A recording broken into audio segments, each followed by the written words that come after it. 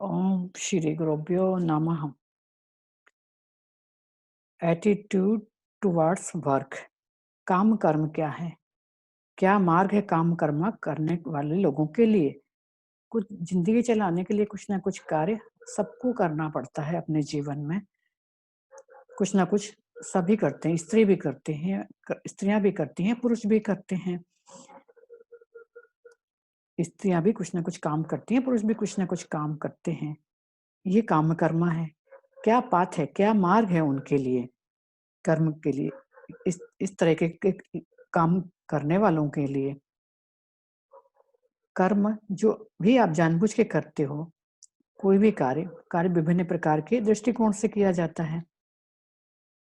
कार्य अपने जीवन को चलाने के लिए तुम जो भी कार्य करते हो,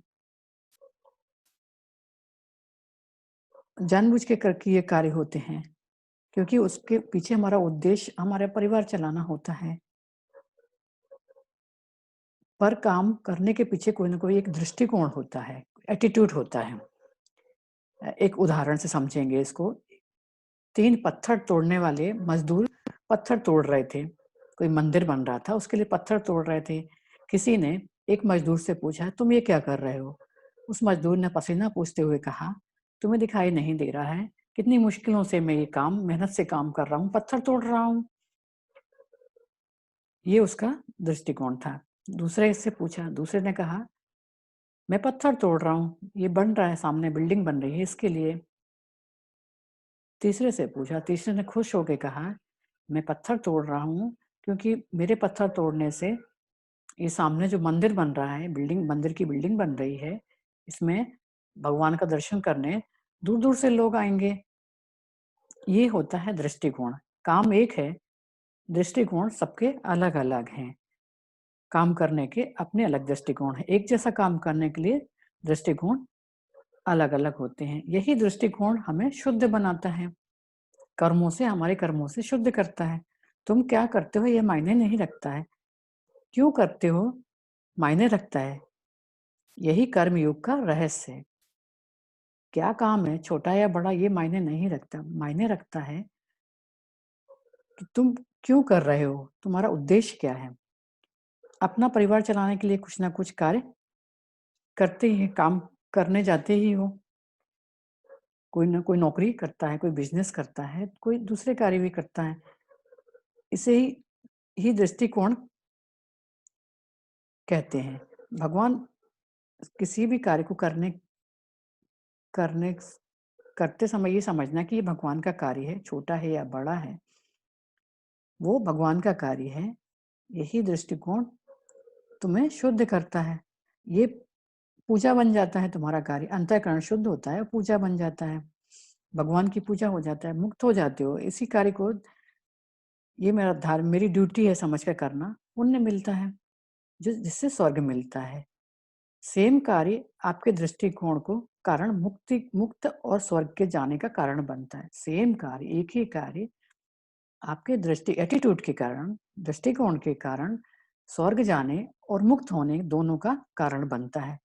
एक एक स्टोरी है, महाभारत में आती है।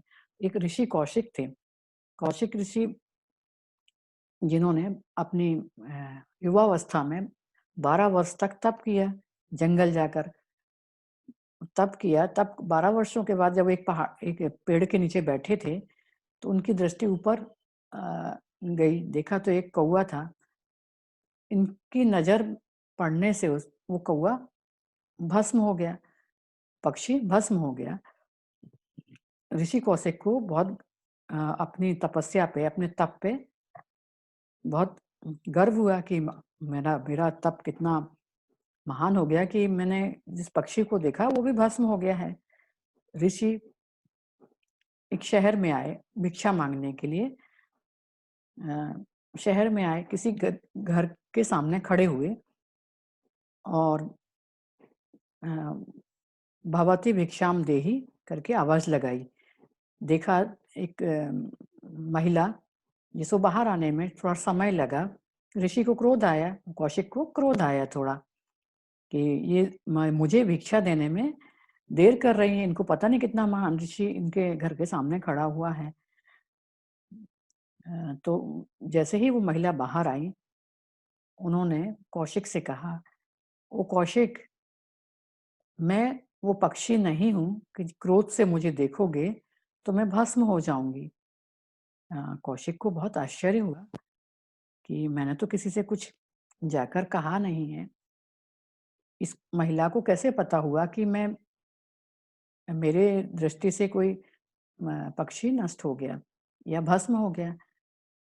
महिला ने कहा आगे, तुम भिक्षु हो, तुमने बाहर जंगल में जाके तप करना अ, स्वीकार किया है, घर छोड़ के जंगल गए और तप किया, इस तपस्या का तुम्हें फल मिला। लेकिन घर में रहने से गृहिणियों को बहुत सारे काम होते हैं, गृहस्थ को घर चलाने के साथ साथ साधना करना आसान नहीं होता है, क्योंकि घर के काम ज्यादा आवश्यक होते हैं। मैं मैंने अपने बच्चों की सेवा की, पति की सेवा की, प्रत्येक काम को ईश्वर समझकर करती हूँ। खाना बनाना, सफाई करना, जो भी काम है वो मेरा कर्म योग है, मैं उसको ईश्वर की सेवा समझ के करती हूँ। यही कर्म योग है। इसे पतिव्रता कहते हैं। इस गृहिणियों को इसीलिए पतिव्रता कहते हैं। ये पुराना फैशन हो गया। व्रत का मतलब होता है आध्यात्मिक प्रैक्टिस। पति मीन्स हस्बैंड, आध्यात्मिक प्रैक्टिस। पति means husband, one who protect. पति मतलब वो जो तुम्हें प्रोटेक्ट करे, तुम्हारा तुम्हारे तुम्हारा ध्यान रखे। इसलिए पति डिवाइन हस्बैंड होता है और यही उसका वर्क या काम होता है। इस भाव से कोई भी काम स्त्री करती है, पति की सेवा करती है, तो वो अधिकारी हो जाती है उस उच्च आत्मज्ञान या एनलाइटनमेंट की, अधिकारी हो। लेकिन मॉडर्न लोग समय में लोग इस विचार को पसंद नहीं करते, उससे सहमत नहीं होते हैं। गृहिणी का योग कर्म योग है, हो जाता है। यही भक्ति योग तुम्हें मुक्ति के मार्ग पर ले जाता है। ये तुम्हारा कर्म नहीं बल्कि ये एटीट्यूड है, यही दृष्टिकोण है। काम वही है, सिर्फ दृष्टिकोण बदलता है। कर्म के प्रति तुम्हारा दृष्टिकोण बदलता है। ऋषि गृहिणी के उस महिला के पैरों पर गिर पड़े और उनसे कहा कि तुम मेरी गुरु बन जाओ और मुझे ज्ञान दो। तो उस महिला ने कहा कि इनका ने समझ गई कि इनका तो अभी ईगो गया ही नहीं है, अहंकार गया ही नहीं है। तो उनने कहा, ऋषि मैं तो गृहिणी हूँ, गृहिणी गुरु कैसे हो सकती है? तुम मेरे गुरु शिष्य कैसे बन सकते हो? कौशिक ने कहा, हाँ ये बात तो है। तुम शहर में जाओ और किसी एक धर्म व्याग्र का उन्होंने उनको पता दिया, उनसे जाके ज्ञान प्राप्त करो। धर्म ज्ञान के पास धर्म व्याग्र के पास जब ऋषि कौशिक गए, वो तो वुचर थे, वो तो इसका मांस बेचते थे, उनकी मांस का व्यापार था उनका। तो ये ऋषि शाकाहारी थे, उनको तो ये मांस देख के ही उल्टी आने लगी। तो उनको लगा ये क्या है, ये क्या लीला है, मैं इनसे कैसे ज्ञान लूंगा, ये कैसे मेरे गुरु हो सकते हैं। परंतु उन्होंने कहा देखते हैं, धैर्य रखा। शाम तक नहा धोकर जब शाम को धर्म व्यागर घर गए और नहा धो के देखा तो ऋषि कौशिक ने देखा कि बहुत सारे लोग सत्संग के लिए बैठे हुए हैं उनके पास, उनको प्रणाम कर रहे हैं।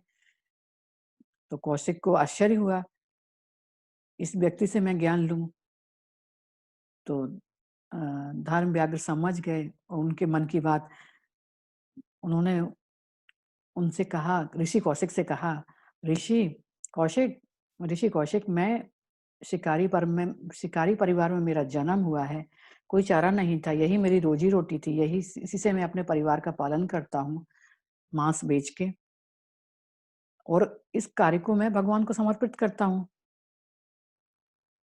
इसी से मुझे मुक्ति का रास्ता मार्ग मिला। यही आत्मज्ञान है। जो भी आप करते हो भगवान को समर्पित करना। क्या करते हो मायने नहीं रखता है, क्यों करते हो मायने रखता है। तुम्हारा उद्देश्य, किसी भी कर्म के पीछे तुम्हारा उद्देश्य क्या है।